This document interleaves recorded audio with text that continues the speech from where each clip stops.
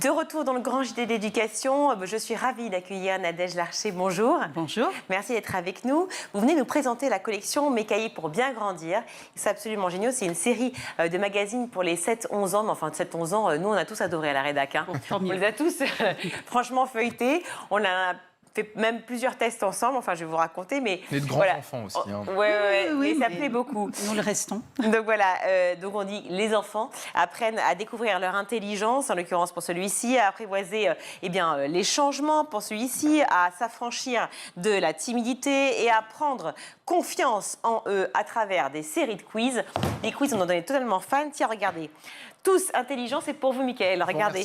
Voilà. Pendant qu'on va discuter, regarde, te sens-tu intelligent?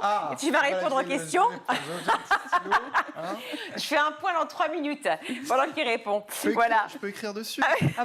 Allez-y. Faire des quiz pour aider les enfants à s'interroger sur ces sujets-là, justement, est-ce que c'est le meilleur vecteur pour les atteindre?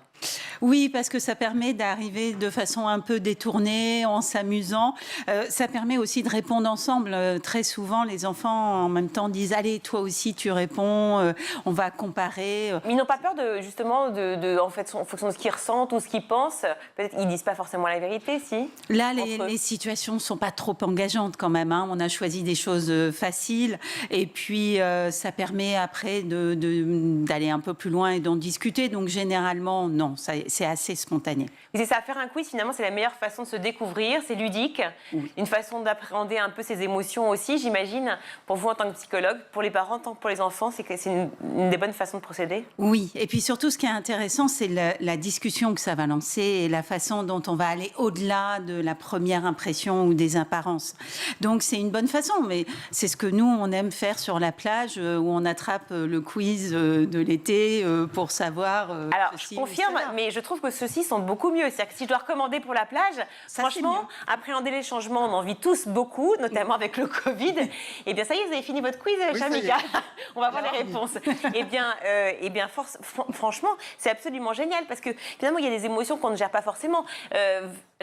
J'ai confiance en moi. Oui. Je pense que c'est une question que tout le monde se pose en permanence, qu'on ait 7 ans, quand on en est 40 ou 90. Et je crois que sais-tu te faire des amis? Alors évidemment, on pense souvent aux enfants, à l'école. Et tu es à l'aise en classe, forcément, c'est plus en lien avec son âge. Mais te laisse-t-on assez faire tout seul? Je pense qu'à 30 ans aussi, ça marche. On se pose des vraies questions. Voilà, exactement, à 50. Donc, en fait, c'est une façon, effectivement, de se remettre en question aussi pour les parents, peut-être. Oui, et puis il y a le cahier à la fin, le cahier qui est pour les parents, où ils ont leur propre quiz aussi à répondre. Et en fonction de leurs réponses, on leur amène aussi des pistes, des outils différents. Parce que c'est ça aussi qui est intéressant, c'est de rappeler aux parents, vous aussi, vous pouvez encore continuer à grandir, à changer, à apprendre des choses. Qu'est-ce qu'il faut justement de quoi a besoin un enfant pour grandir en confiance, pour avoir confiance en lui, par exemple? Alors, vous pourriez me dire que ça dure 2 heures une réponse, mais en quelques mots. On n'a pas 2 heures, donc je vais essayer de résumer.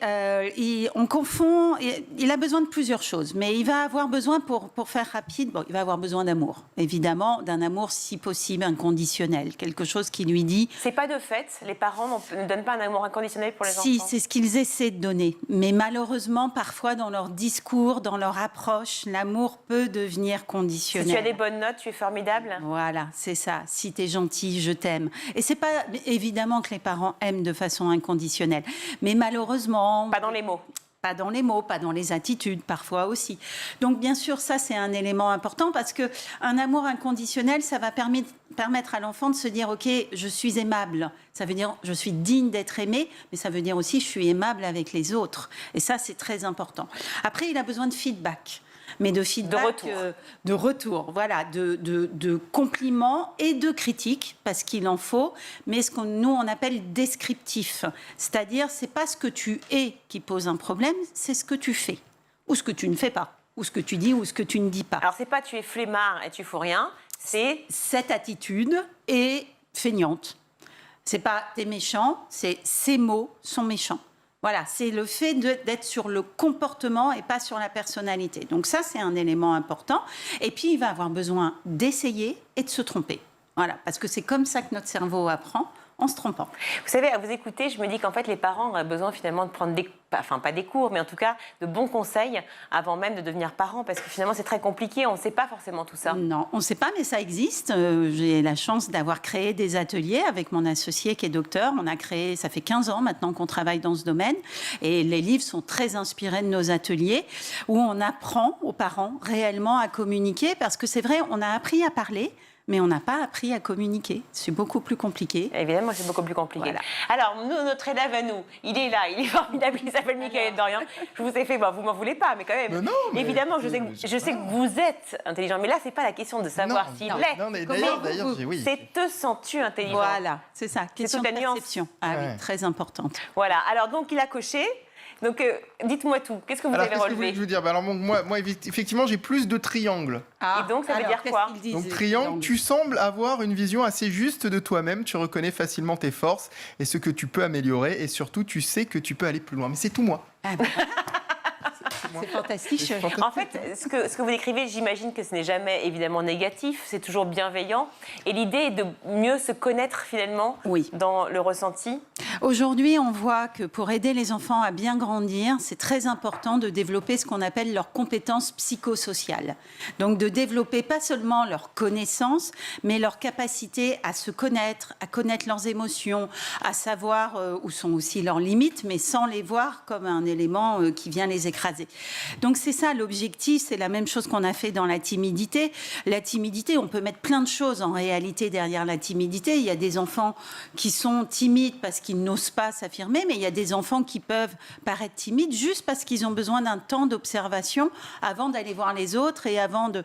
Donc, quand on est capable de se dire, non, c'est pas juste je suis timide, mais ma difficulté, c'est de dire non, ou de m'affirmer, ou de faire ceci, cela, il y a déjà une petite partie du problème qui est réglée. Et puis il y a aussi toutes les difficultés que rencontrent certains élèves dans les établissements, à savoir la violence, le harcèlement et tout ce qui peut toucher beaucoup d'enfants. La timidité peut être un des reflets, mais qui est un faux reflet finalement de l'enfant, c'est-à-dire qui est un peu fermé, un peu en retrait et qui peut peut-être cacher effectivement de graves problèmes derrière. Donc c'est une façon aussi de pouvoir révéler ces problèmes-là.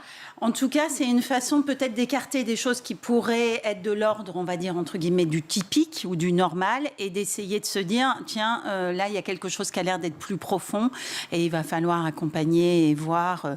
La timidité peut conduire à l'isolement, mais le harcèlement a pour conséquence l'isolement aussi. Donc, il faut faire attention à ça, oui. Et les parents sont conscients, les enfants aussi ?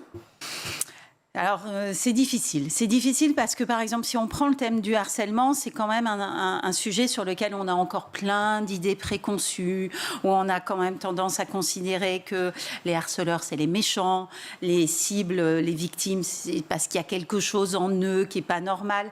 Et donc, les adultes et les enfants ont encore cette vision très individuelle des choses. Dire le harcèlement, c'est une question de quelques individus. Quand on creuse vraiment la question du harcèlement, c'est en réalité une question de groupe, c'est une question de vie sociale, c'est un dysfonctionnement des liens sociaux en réalité, le harcèlement. Donc c'est important d'aller au-delà de ces apparences et de pouvoir l'expliquer aux parents et aux élèves, évidemment. Alors dans les ateliers que vous avez fait, vous en avez fait de nombreux, j'imagine. Est-ce qu'il y en a en particulier dont vous voulez nous parler et qui ont été très marquants pour vous ? Alors, je crois que la confiance en moi reste... voilà, d'ailleurs, il a été réédité parce que c'est vraiment celui que souvent on vient me rappeler. Et puis moi, mes patients, je suis psychothérapeute, c'est celui qu'ils vont chercher en premier. Régulièrement, je les vois aller le chercher. La timidité qui vient de sortir parce qu'il y a encore beaucoup d'enfants. Et c'est amusant parce qu'il y a beaucoup d'adultes aussi qui viennent parler de, entre guillemets, leur passé timide et de leur souffrance. Par rapport à ça. Et il y a un peu cette vision de se dire j'avais pas d'autre choix. Alors que non, c'est pas une fatalité, la timidité. C'est quelque chose avec laquelle on peut apprendre à vivre. Donc je l'aime bien. Et puis celui que vous avez sorti, Tous intelligents, parce que nous sommes tous intelligents et que l'école, de temps en temps, nous donne l'impression qu'on ne l'est pas. Et ça, c'est dommage. Mais les changements, la timidité et la confiance en soi, c'est quand même trois gros thèmes important chez les enfants. Oui. Ces 3 thèmes-là, c'est vraiment... Vraiment, vraiment. Ouais. C'est ce qui va les accompagner dans toutes les années où ils vont grandir. Les changements, pour tout dire, on l'a écrit en plein Covid. Ouais. Et là, on s'est dit, on est en plein dedans, en plein dedans. Mais même nous, apprivoiser les changements, c'est difficile. Moi, c'est une catastrophe pour moi. Moi, j'ai horreur des changements. Ah bah ça tombe bien, on va faire un changement, vous allez passer en chronique. Ça va être fou, vous allez voir, ça va bien se passer. Merci 1000 fois Nadège Larcher d'avoir été avec nous. Donc édition Bayard, les petits bouquins absolument géniaux qui nous permettent justement de pouvoir échanger avec nos enfants, échanger avec les parents, les copains, les enfants, et puis aussi avec son psy ou sa psy, si jamais on a la chance de pouvoir y faire appel. Merci d'avoir été avec nous. Je rappelle donc que vous êtes psychologue et vous êtes formatrice en communication bienveillante. Merci beaucoup. Bon, alors voilà, il y a un petit changement qui va s'opérer. On est passé de journaliste qui pose des questions, cher Mickaël, à journaliste qui nous raconte ce qui se passe sur les réseaux sociaux. Ça devrait bien se passer. Croyez ?